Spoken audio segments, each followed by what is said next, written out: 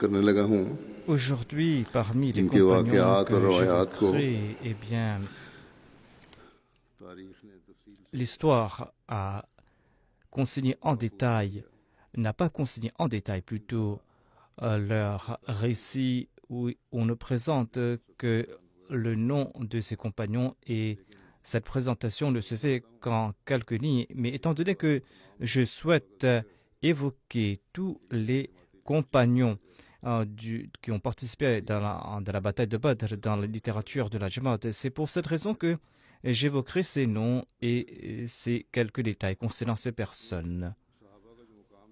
En tout cas, ces compagnons jouissent d'un éminent statut. Même si on ne fait qu'une brève mention de ces compagnons, eh bien, ce sera source de bénédiction pour nous que le fait de mentionner que ces personnes, que de se rappeler de ces compagnons, sachez-le, étaient des personnes qui étaient faibles, qui certes étaient faibles, mais qui étaient les premiers à défendre la religion. Ces compagnons n'ont pas été terrifiés par la puissance de l'ennemi. Au contraire, ils avaient placé toute leur confiance en Dieu. Ces compagnons ont fait preuve d'amour et de fidélité à l'égard du saint prophète Mohammed soit lui, et pour ce faire, ils n'ont pas hésité à offrir leur vie.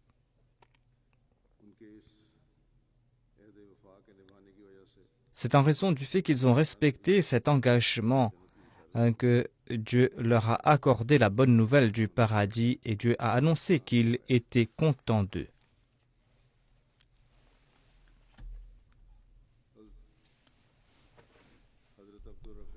Abdurrahbi bin Haq bin Aus était un compagnon.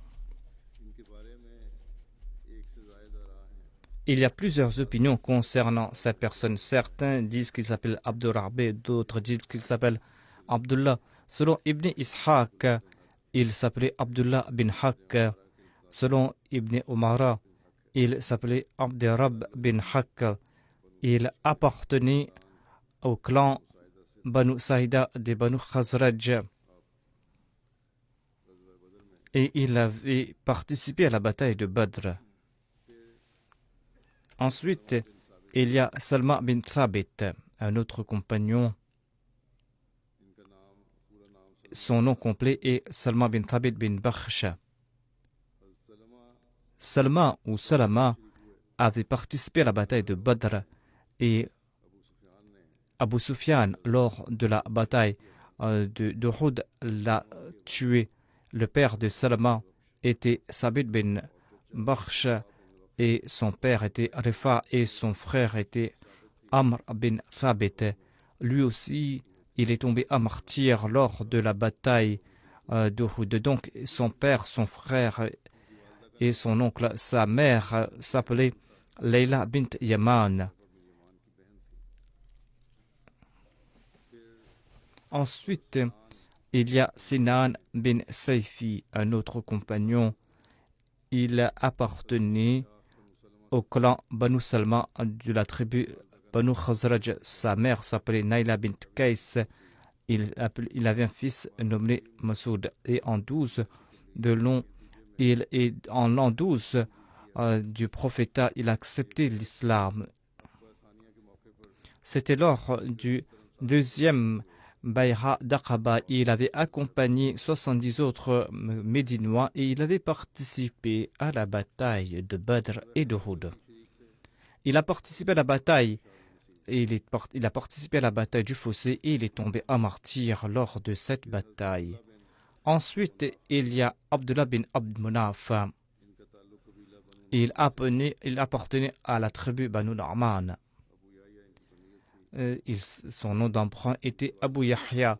Sa mère s'appelait Humayma bint Ubayd. Il avait une fille qui s'appelait Humayma. Elle aussi, sa mère s'appelait Rubayt bint Tufail. Il avait participé à la bataille de Badr et d'Uhud. Il y a ensuite Mu'rij bin Amir bin Malik. Il est décédé le matin de la bataille d'Uhud. Il s'appelait Mourid bin Amir. Il appartenait au clan Banu Adi bin Najjar. Sa mère s'appelait Sauda bin Haythama bin Haris. Et elle appartenait au clan ou à la tribu Aus. Sa mère était la sœur de Sarad. Et on dit que elle avait un enfant ou deux enfants nommés Asma et Kulthum. Et le jour où le saint prophète Mohammed lui devait sortir pour la bataille d'Uhud, eh bien, le matin, il est décédé le matin de ce jour et il fait partie de ceux qui ont participé à la bataille d'Uhud. Étant donné qu'il avait l'intention d'y participer, c'est pour cette raison que le saint prophète lui l'a compté parmi un de ceux qui a participé à la bataille. Il y a un autre compagnon, Haris bin Maïs Ansari. Son nom est Aïs bin Maïf. Il appartenait au clan Banu Zurek. Et le saint prophète Mohammed lui avait établi un lien de fraternité entre lui et notre compagnon. Son frère s'appelait Muaz bin Mike et il avait participé avec son frère lors de la bataille de Badr. Et il avait participé dans toutes les batailles menées par le saint prophète. Aïs bin Maïs avait participé à Bi'r Ma'una et à la bataille du Fossé. Et il a participé dans toutes les campagnes menées par le saint prophète, paix soit lui. Et en l'an 12 de l'Hégire, il est tombé à martyr lors de la bataille de Yamama au cours du califat d'Abu Bakr. Et il y a un autre compagnon Ansari.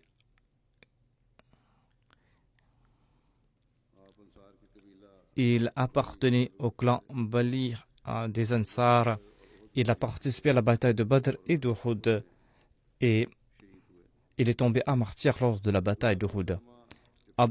Lorsque Abdullah bin Salma est tombé à martyr, eh bien, Mujazzar bin Ziyad et ce compagnon et Abdullah bin Salma ont été enveloppés dans le même linceul ou manteau, et la mère d'Abdullah est venue voir le saint prophète et il a dit au saint prophète, paix soit sur lui, mon fils a participé à la bataille de Badr et il est tombé à martyr lors de la bataille de Hud. Je veux que sa dépouille soit enterrée à Médine afin que je puisse profiter de sa proximité. Le saint prophète a donné la permission à cette dame d'agir ainsi. Abdullah bin Salama était donc corpulent et Mujazzar bin Ziyad, quant à lui, était mince, et on dit, selon les récits, que leur poids était le même sur le chameau et les gens étaient étonnés de ce fait. Et le saint prophète a déclaré que les actions de ces deux compagnons, les actions ont le même poids. C'est pour cette raison que leur poids est le même. Masoud bin Khalda était un autre compagnon. Il s'appelle Masoud bin Khalda et selon un autre récit, il s'appelle Masoud bin Khalid. Il appartenait au clan Banu Zurek des Ansar. Il a participé à la bataille de Badr et d'Uhud. Et selon certains récits, il est tombé en martyr lors de l'incident à Bi'r Ma'una. Et selon d'autres récits, il avait participé à la bataille de Khaybar. Ensuite, il y a Masoud bin Sa'd Ansari, un autre compagnon. Masoud appartenait au clan Banu Zurek des Ansar. Il a participé à la bataille de Badr et d'Uhud. Et selon certains récits, Masoud bin Sa'd est tombé à martyr lors à Bi'r Ma'una. Et selon d'autres récits, il serait tombé plus tard dans une autre bataille. Ensuite, il y a Zayd bin Aslam Ansari, un autre compagnon de Médine. Zayd bin Aslam appartenait au clan Banu Ajlan. Il a participé à la bataille de Badr et d'Uhud et il est tombé à martyr un martyr lors du califat de Houd, lors d'un incident à Ouzakha. Il y avait un puits à Onedj où il y avait quelqu'un, Zulayha, qui s'était proclamé prophète, et il a eu une bataille entre ce rebelle et l'armée musulmane tout près de ce puits, et ce compagnon est tombé en martyr. Ensuite, il y a Abu Munzir bin Amir, qui est un autre compagnon. Il s'appelle Yazid bin Amr selon certains récits. Il appartenait au clan Banu Sawad des Ansar. Il avait participé à la bataille Aqaba et à la bataille de Badr. Et ses enfants avaient vécu à Médine et à Bagdad. Ensuite, il y a Amr bin Salba Ansari, un autre compagnon. Il appartenait au clan Banu Adi des Ansar. Il était connu sous son nom d'emprunt et il avait participé à la bataille de Badr. Amr bin Salba rapporte que j'ai rencontré le saint prophète à Seala et c'est là-bas que j'ai accepté l'islam. Le saint prophète a passé sa main sur ma tête. Son fils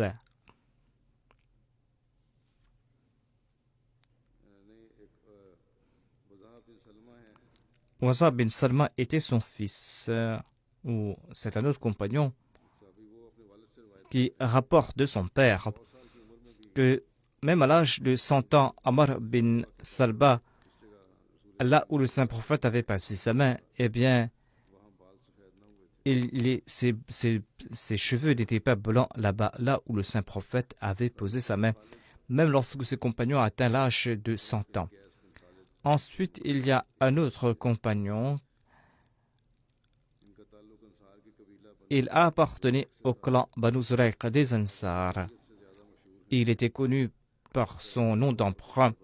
Il avait participé à toutes les batailles menées par le saint prophète Mohammed sallallahu alayhi wa sallam. Il avait accompagné Khalid bin Walid lors de la bataille de Yamama. Il était blessé. Lorsque sa blessure s'était cicatrisée, mais il est décédé de nouveau de cette blessure. C'est pour cette raison que on le compte parmi un des martyrs de la bataille du Yamama. Cette blessure qui n'était pas complètement guérie et qui était la cause de sa mort. Ensuite, il y a Abdullah bin Salba qui est un Ansari, son nom complet est Abdullah bin Salba. Et il avait participé à la bataille de Badr et d'Uhud. Et lors de la bataille de Badr, il avait accompagné son frère Wahad bin Salba. Ensuite, il y a Sahab bin Salba Ansari. Il appartenait au clan Baliha. Il avait deux frères, Abdullah et Yazid. Son frère avait participé à la Bayra Aqaba, le premier et la première et la deuxième. Wahab bin Salba avait participé à la bataille. Il avait participé au serment d'Aqaba. Il avait participé aussi à la bataille de Badr et de Houd. Wahab bin Salba est aussi nommé Mahas bin Salba selon certains récits. Ensuite, il y a Malik bin Masoud Ansari. Il s'appelle Malik bin Masoud. Il appartenait au clan Banu Saïda des Ansar. Il avait participé à la bataille de Badr et d'Uhud.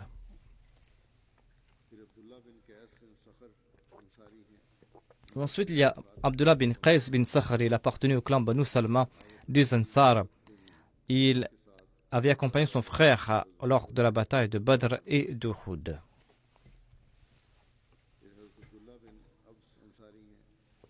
Ensuite, il y a Abdullah bin Abs Ansari. Il appartenait au clan Khazraj ou au clan Banu Adi des Khazraj. Selon certains, il s'appelait Abdullah bin Obays.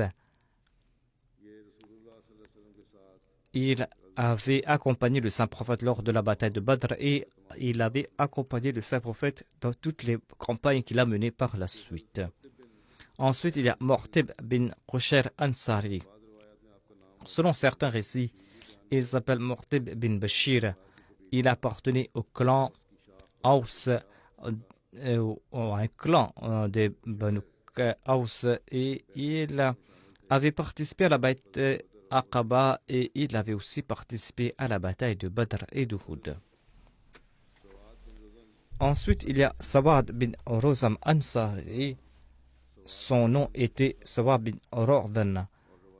Et selon certains récits, il s'appelle Aswad bin Rordan ou Sawad bin Zuraik. Et il avait participé à la bataille de Badr et d'Uhud. Ensuite, il y a Morté bin Auf, un autre compagnon du saint prophète, puis ce soit lui, Morté bin Auf, appartenait au clan Banu Khuza. Il était l'allié de Banu Mahzoum. Et on appelait aussi Morté bin Hamra. Son nom d'emprunt était Abu Auf.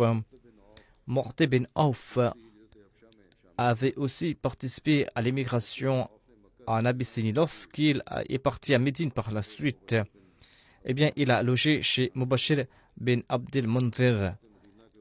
Et le saint prophète a établi un lien de fraternité entre lui et Salaba bin Hatib Ansari.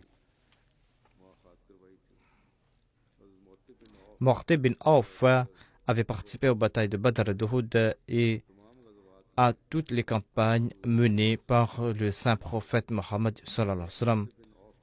Morté bin Auf est décédé à l'âge de 78 ans. Ensuite, il y a Bujair bin Abi Bujair. Bujair bin Abi Bujair avait participé aux batailles de Badr et d'Uhud. Il n'y a pas plus de détails à propos de lui. Ensuite, il y a Amir bin Buqayr, un autre compagnon du saint prophète. Amir bin Buqayr appartenait au clan Banu Sa'ad.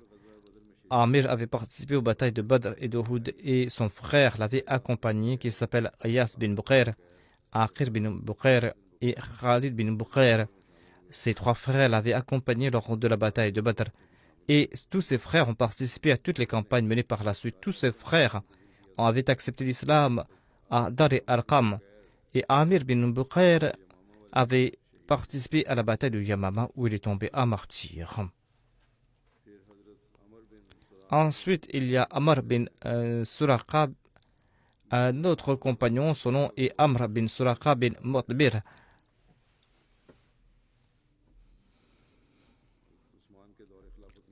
Il est décédé lors du califat d'Uthman. Sa mère s'appelle Qudama bin Omar. Selon certains, sa mère s'appelle Amina bin Omer. Omar bin Suraqa appartenait au clan Banu Adi et son frère était Abdullah bin Suraqa. Amr bin Suraqa avait accompagné son frère à Médine lors de l'immigration. Ils avaient logé chez Rifa bin Abdul Mundhir. Le saint prophète Mohammed avait établi un lien de fraternité entre ce compagnon et Suraqa bin Zayd. Amr bin Suraqa avait participé à la bataille de Badr et d'Uhud et à toutes les campagnes menées par le saint prophète Mohammed lui.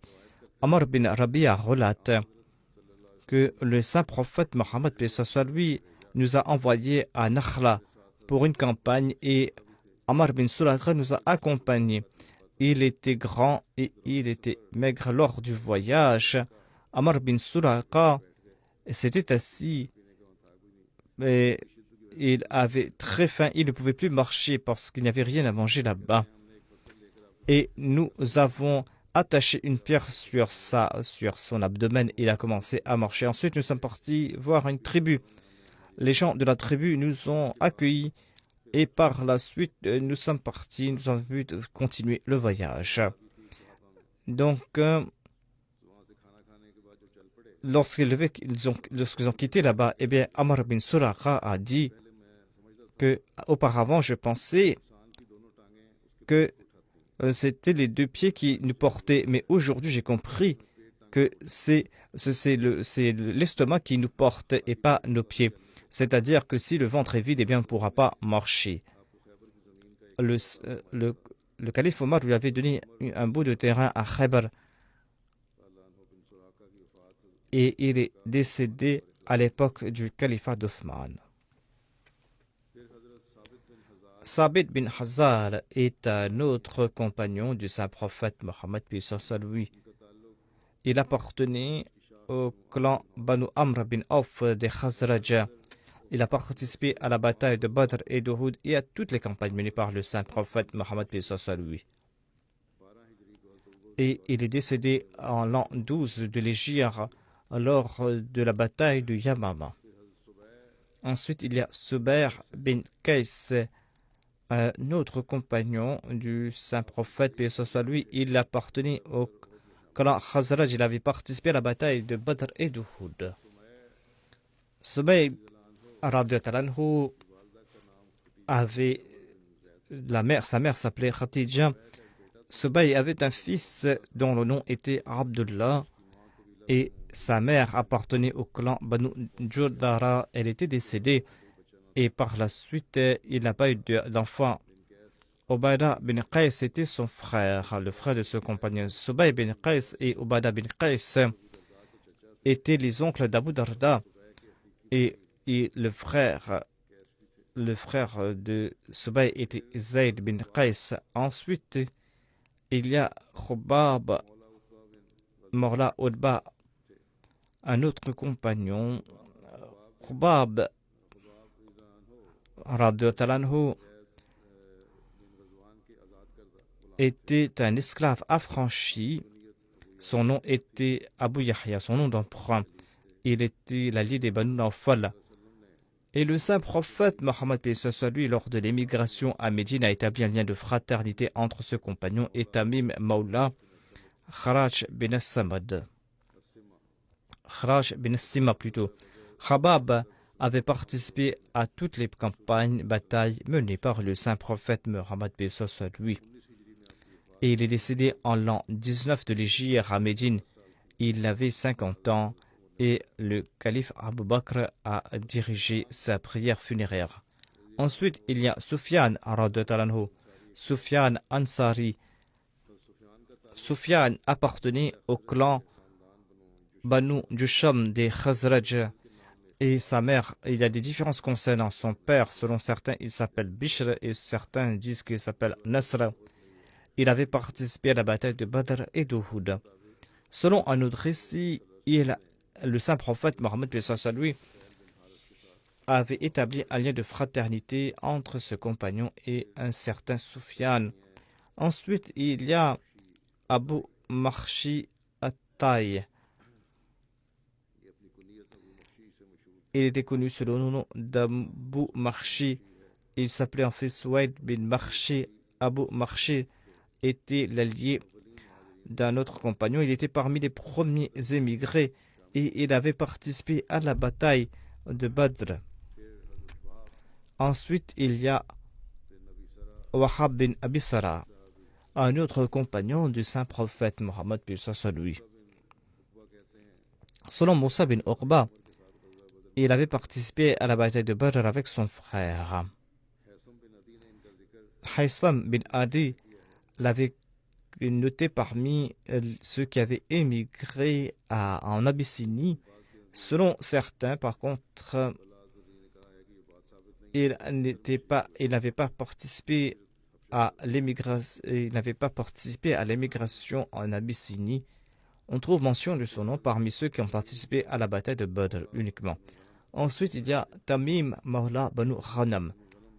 Tamim était un esclave affranchi. Il avait participé à la bataille de Badr et d'Uhud. Abul Hamra Mawla était un autre compagnon.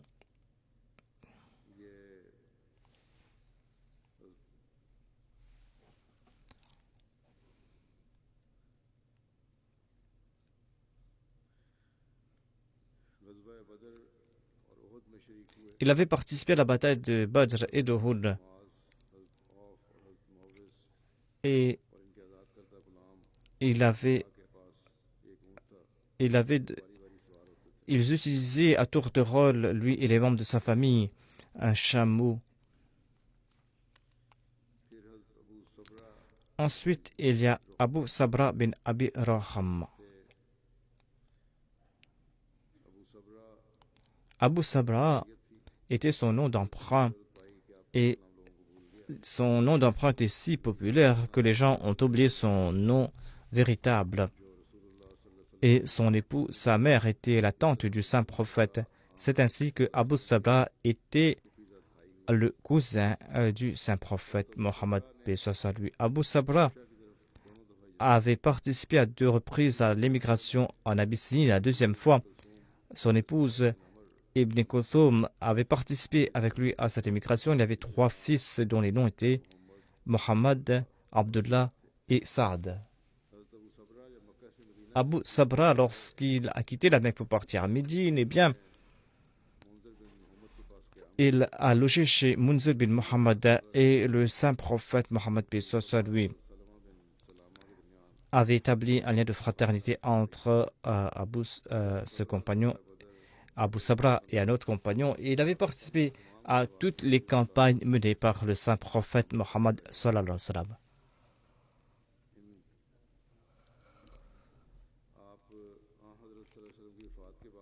Et après le décès du saint prophète, il est reparti à Médine, à la Mecque. Abu Sabra est décédé lors du califat d'Uthman. Ensuite, il y a Thabit bin Zayd, un autre compagnon du saint prophète. Selon Ibn Ishaq et Zuhri, Thabit bin Amr appartenait au clan Banu Najjar. Et selon un autre compagnon, il était appartenu à un autre clan de Médine. Il avait participé à la bataille de Badr et il est tombé à martyr lors de la bataille d'Uhud. Ensuite, il y a Abul Awar, un autre compagnon. Abul Awar bin Haris, eh bien, on a des divergences concernant son nom. Certains disent qu'il s'appelle Haris. Son oncle s'appelait Ka'b, dont on ne connaît pas. Et on attribue son nom à son oncle Ka'b parce qu'on ne connaissait pas sa filiation. Et Ibn Hisham dit la même chose. Sa mère s'appelait Omeniar bin Yas. Il appartenait au clan Banu Adi bin Najjar de Banu Khazraj. Il avait participé à la bataille de Badr et d'Uhud. Ensuite, il y a Abs bin Amir bin Adi. Selon Ibn Ishaq, il s'appelle Abbas, et selon un autre récit, il s'appelle Abbasi. Sa mère s'appelait Umar bin Zuhair bin Salba. Il appartenait au clan Khazraj, un clan des Banu Khazraj. Abbas ou Abs était parmi ses 70 compagnons qui étaient présents au deuxième Bay'a d'Aqaba. Il avait participé à la bataille de Badr et d'Uhud. Ensuite, il y a Iyas bin Buqair. On dit qu'il s'appelle Ibn Abil Buqair. Il appartenait au clan Banu Sa'd bin Lays.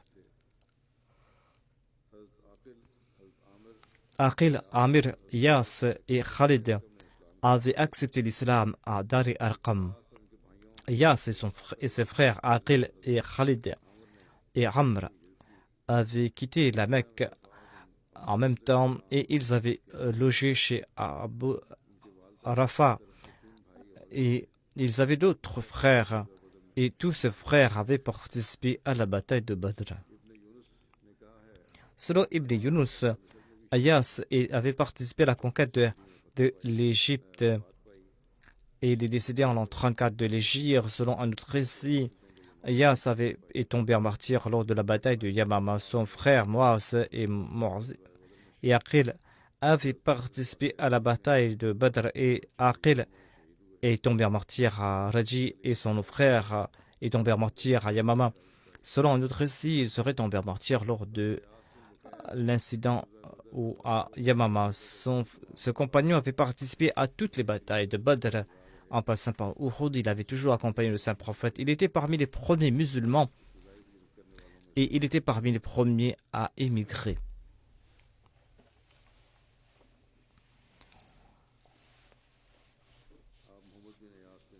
il était connu comme il était le père de Mohammed bin Iyas.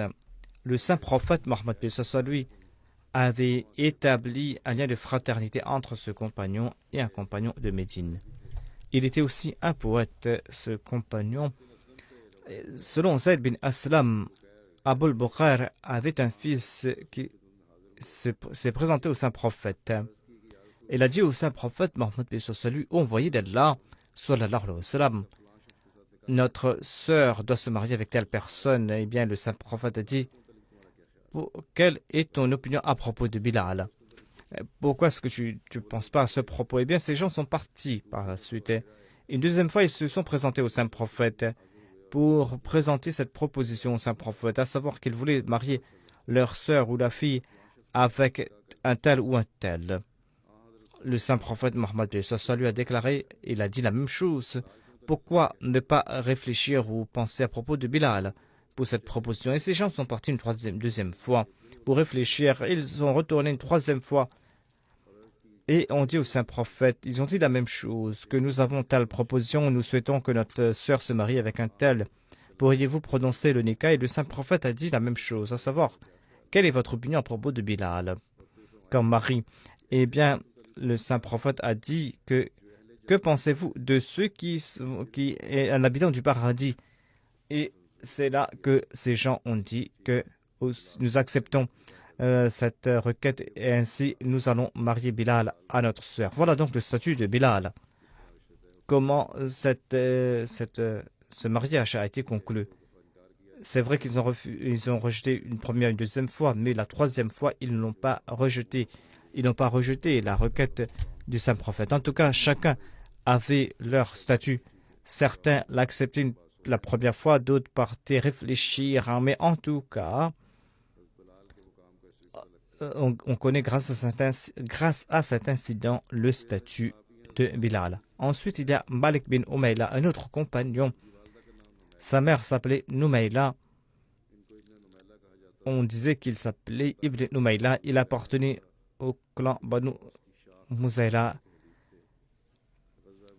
Il avait participé à la bataille de Badr et de Uhud et il est tombé en martyr lors de la bataille de Uhud. Ensuite, il y a Unais bin Qatada bin Arabiya, un autre compagnon. Il appartenait au clan Aus des Ansar. Il avait participé à la bataille de Badr et il est tombé en martyr à Uhud. Selon Abul Hakam l'avait tué. Khanza avait participé à son mariage lorsqu'il est tombé en martyr à Uhud. Eh bien, le père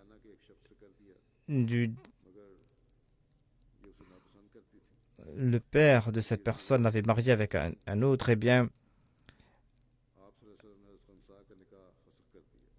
le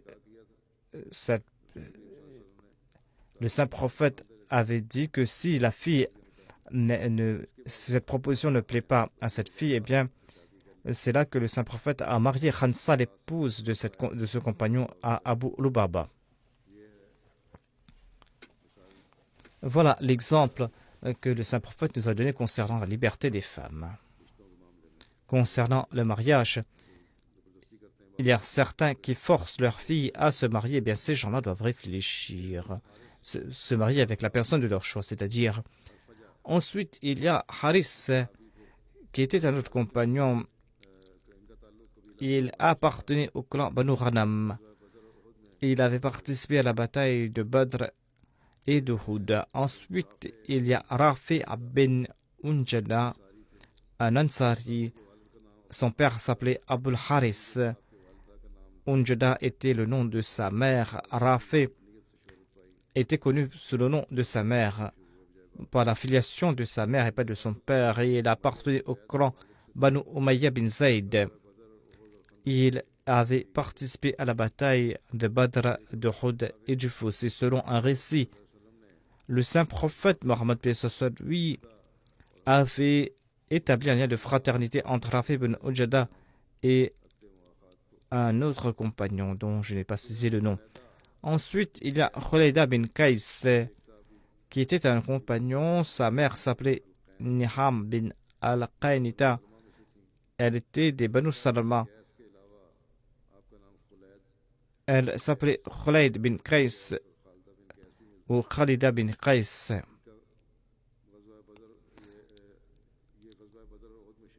Et il avait participé à la bataille de Badr et de Uhud. Son frère s'appelait Khalad. Selon certains récits, il était un compagnon ayant participé à la bataille de Badr. Ensuite, il y a Sakhaf bin Amr. Sakhaf bin Amr, eh bien, on dit à son il y a plusieurs opinions concernant sa tribu. Selon certains, il s'appelait appartenait au Banu Aslam et selon certains, il appartenait au clan Banu Salama. Il était l'allié des Banu Asad. Cependant, selon certains, il était l'allié des Banu Abd Shams. Lui et ses deux frères avaient participé à la bataille de Badr. Ses frères s'appelaient Malik bin Amr et Mutlaj bin Amr. Sakf bin Amr était parmi les premiers émigrés. Il avait participé à la bataille de Badr, de Uhud, du fossé et à Hudaybiyah et lors de la bataille de Khaybar, et il est tombé à martyr lors de la bataille de Khaybar. Ensuite, il y a Samra bin Fatih. Il était le frère de Khuraym bin Fatih. Il appartenait à la famille Banu Asad. Son père s'appelait Fatih bin al-Akhram. Sabra était aussi connu selon nous de Samura. Et Ayman bin Khuraym relate que son père et son oncle avaient participé à la bataille de Badr et ils m'ont dit de promettre que je ne vais pas me battre contre un musulman. Abdullah bin Yusuf a déclaré que Sabra bin Fatih est celui qui a été à Damas et on dit qu'il était un Syrien et on dit que le saint prophète avait déclaré que Dieu fait progresser certains peuples et Dieu fait régresser certains peuples par leurs actions. Sabra bin Fatih est passé tout près chez Abu Darda et il a dit que Sabra porte la lumière du saint prophète. Abdurrahman bin Aïz relate que j'ai vu une personne qui avait insulté Sabra. Et pour ne pas répondre à cette personne, il a réfréné sa colère. Donc, il n'a pas répondu à cette personne qu'il avait insultée en dépit de sa colère. Et en raison du fait qu'il a réfréné sa colère, il avait les larmes aux yeux. Le saint prophète, paix soit sur lui, a déclaré: certainement, il est vertueux. S'il pouvait couper ses cheveux, il avait de longs cheveux. Et s'il pouvait, lorsqu'il a entendu cela, eh bien, il a suivi les conseils du saint prophète, Mohammed paix soit sur lui. Il disait, ce compagnon, que moi, je souhaite que tous les jours, je rencontre un polythéiste et s'il me tombe en martyr, eh bien, je serai content. Si je le tue, eh bien, que quelqu'un d'autre me remplace. Selon l'imam Bukhari, il avait participé à la bataille de Badr et lui et son frère avaient participé à la bataille de Badr selon l'imam Bukhari. Tels étaient donc ses compagnons. La mention de ces quelques compagnons après l'après de Juma. Je vais diriger la prière funéraire de deux personnes. La première prière funéraire sera celle de Muqarram Unku Adnan Ismail, la mère de la Jama de la Malaisie. Il est décédé le 8 octobre dernier. Son père était parmi les tout premiers Ahmadis et il avait accepté l'Ahmadiyya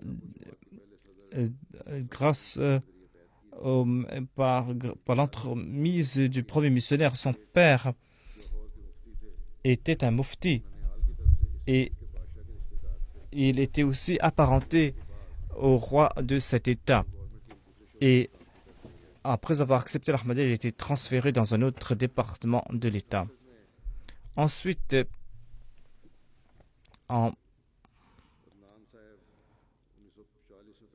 il était né dans les années 40.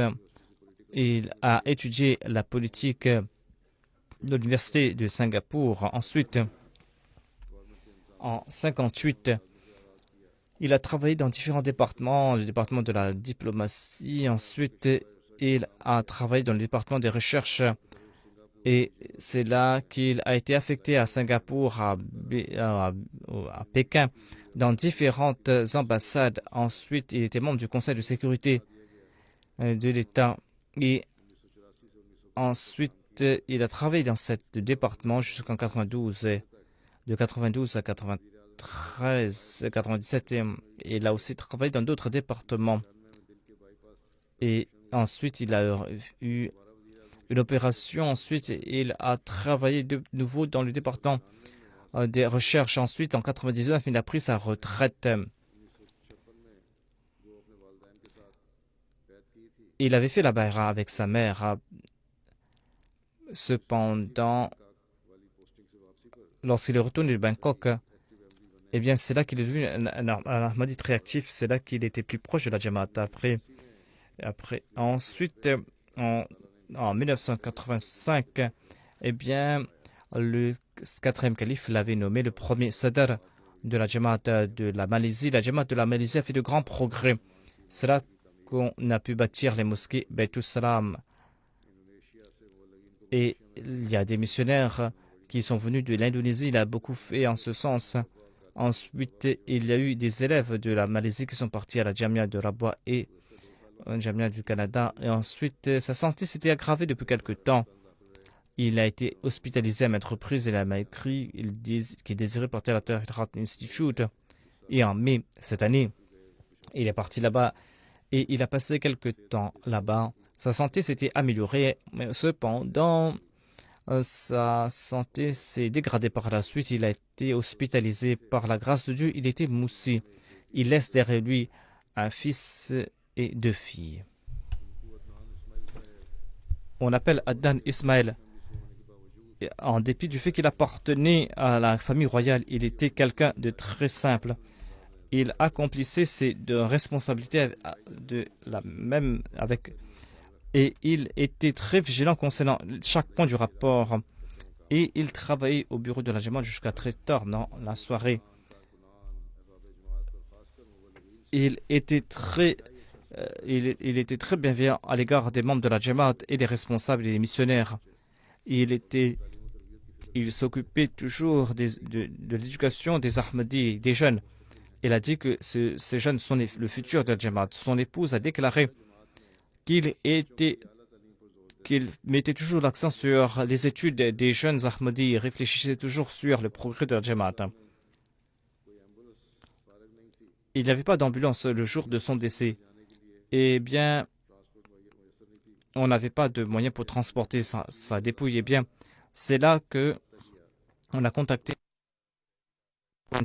un Ahmadi qui transportait les dépouilles dans son véhicule. Eh bien, ce Chinois avait mentionné sur sa page Facebook que c'était une expérience unique pour lui de transporter la dépouille de sa personne. Il a déclaré que lorsque j'ai commencé à transporter, eh bien, là où il y avait toujours des bouchons, eh bien, il y avait plein de bouchons. Et ce voyage qui dure 1 heure, eh bien, en 25 minutes, j'ai pu faire ce voyage. Et lorsque je suis arrivé à la mosquée, j'ai compris que c'était en fait la dépouille d'un serviteur de la religion. Mansour Khan Saab écrit que Adnan Ismail a servi la Jamaat de la Malaisie en tant que président pendant longtemps. Il était comme un père pour les membres de la Jamaat. Il a dit que j'ai pu le rencontrer, parler. Eh bien, j'ai vu que c'était quelqu'un qui était très fin. Et même dans des situations très difficiles et compliquées, il a pu accomplir ses tâches avec brio. On avait confiance en son opinion, qu'Allah exalte son statut et qu'Allah fasse que ses enfants puissent perpétuer ses bonnes œuvres et qu'ils soient proches de la Jamaat. Ensuite, il y aura la prière funéraire de Hamida Begum Sahiba. qui était l'épouse de Chaudhry Khalil Ahmad Saheb de Rabwa. Elle est décédée le 5 octobre à l'âge de 86 ans. Inna lillahi wa inna ilahi. Et l'âge de 84 ans plutôt. Il appartenait à une famille Ahmadi. C'était quelqu'un qui priait régulièrement et il n'avait pas fait de grandes études, mais elle avait un grand amour pour le Saint-Coran. Et elle récitait le Saint-Coran à maintes reprises durant la journée. Au cours du Ramadan, elle écoutait le Saint-Coran. Et pour ce faire, elle partait à l'après de Tarawih. Et lorsque les femmes partaient à la prière, eh bien, elle était la première à être présente pour la prière de Juma à la mosquée Aqsa, lorsque cela était permis. Elle était très simple. Lorsqu'elle collectait de l'argent, eh bien, elle présentait ses sommes pour la construction des mosquées.